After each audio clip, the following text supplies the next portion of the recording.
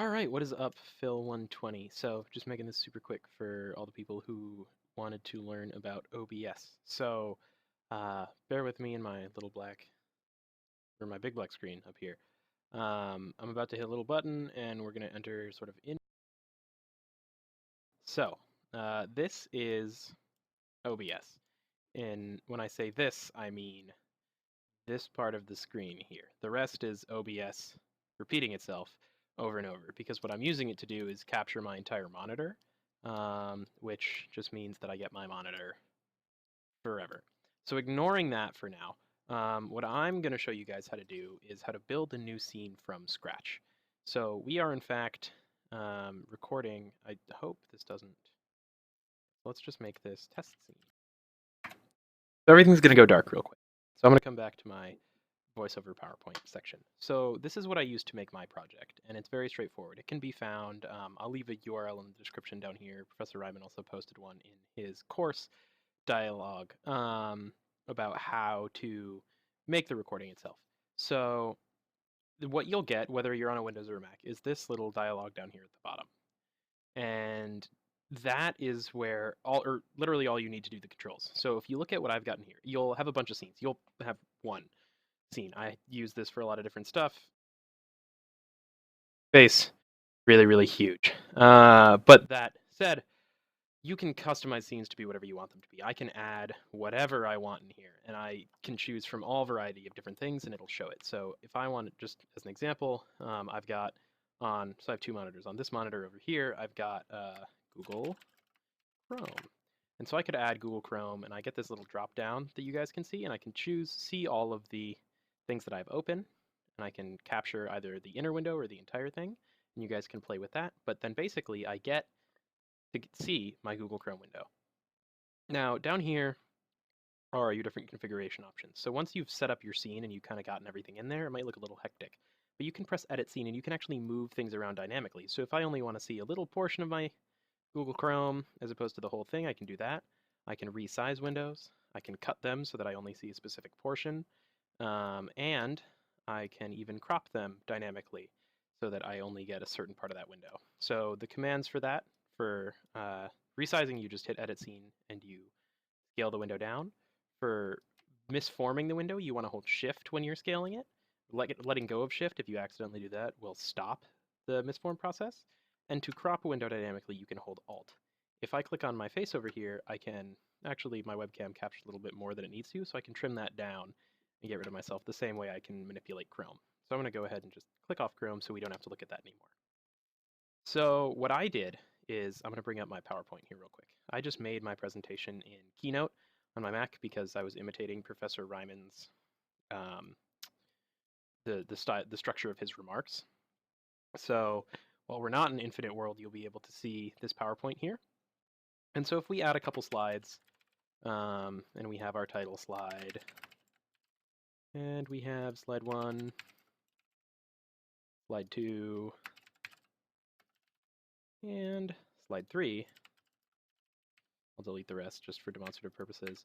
When you actually start presenting, what will happen with OBS once I swap the displays is you'll be able to see this entire window. And if I'm going to minimize OBS so you can see that the slides are in fact behind the ear. So what you can do is you can change what you see, and OBS will just capture whatever's on your monitor. You could set it up so that we can just add, if we remember how we added the window for Chrome, we can do the same thing for PowerPoint if we want to do that. You can just create a new window capture. These names don't mean anything. It's not at all relevant. So we want to see the slideshow, so we can add that in. And so I'm going to just scale it down so you can see that it's on top of itself. So now we've kind of created the slideshow twice, and you can nest things however you want to in OBS, but let's just think about the slideshow for a minute here. So you can take the slideshow and you can just kind of click through the different slides that you want to go through, and OBS will capture all of them and whatever you're saying at the same time. If I wanted to, here, let's hide that again. So we're back in Infinite World. If you wanted to, you could actually do what I do here and put my face in this world. What you guys can't see is I've got a green screen right here. And so I have that hidden so that I actually just appear in the happy little world. But you can put yourself on top if you want to do a little voiceover and have yourself in that world. So what OBS will do is it'll actually capture any and all sound coming out of your computer by default. So if I'm going to turn on some music. Hopefully it's not super loud right here. So if I You're play already anything an through my expert on speakers, Mom. Let ProFlowers help you be an expert on Mother's Day. Create your own special gift. We'll just let Or macros take care advantage of of our quick. special TV. Then you guys are able to hear exactly what I'm hearing. And as a result, get rid of that. As a result, you're able to kind of both voiceover and if you have any sound embedded in your PowerPoint, you're able to view that. So if I bring up our presentation again and we click out of this, now we're back in just regular slide world. You're able to go ahead and just voice over the PowerPoint very, very easily. Now, I say that, but there's a little bit of tweaking that you have to do in the settings. So these are the settings for OBS. And again, you get to them by just clicking on the little settings button here. You can set up OBS to do all sorts of different things. Don't worry too much about the encoding. Set your bitrate to 5,000. Move on. General settings, you do what you want to do there. So this top part I use whenever I'm live streaming things. So there's a big start streaming button right here that would just send all this to the web without me doing any editing. But you can also set a record destination. So up here, if you choose file output only, you won't have that option. You won't have to deal with any of the streamer key or anything like that. And all you'll see is this section down here. So in this section, you get to choose a file path, just like you would on any computer. Works for Mac and Windows the same way. And the replay buffer, don't worry about that. Just choose the file path where you want it to end up saving itself. And then at the end of that path, make sure you put the, let's make that a little bigger. Make sure you put the actual name of the file that you want it to have. So once you have that all set up, you don't really have to mess with anything else unless you are streaming from your microphone audio. Now, I'm not pulling any audio out of here because what I did when I pull audio out of the OBS stream, it functions kind of strangely.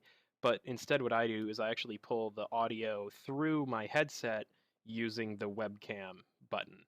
So if you're on a Mac, what you can do is you can just set it up, and when you go to add a webcam, to add your Mac's webcam, if you want to do that, you go to Video Capture Device, and we'll call this Webcam 2, and then I'll probably end up getting really big. And so you get this, right?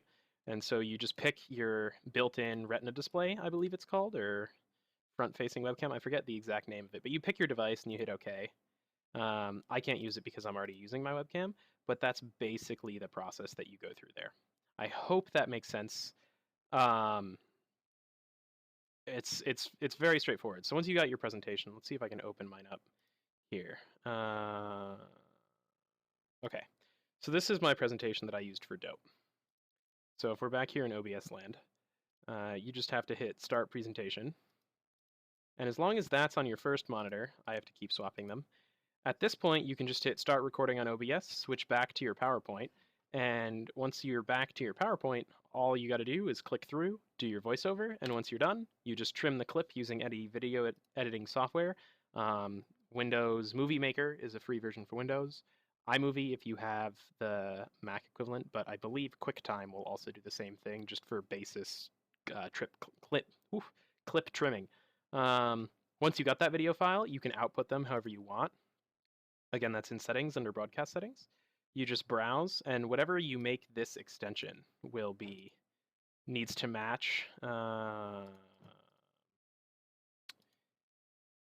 to match the output format that you want. So if I hit Browse, I can put the things that I want to there and make sure it's named the right thing before I go ahead and set that up.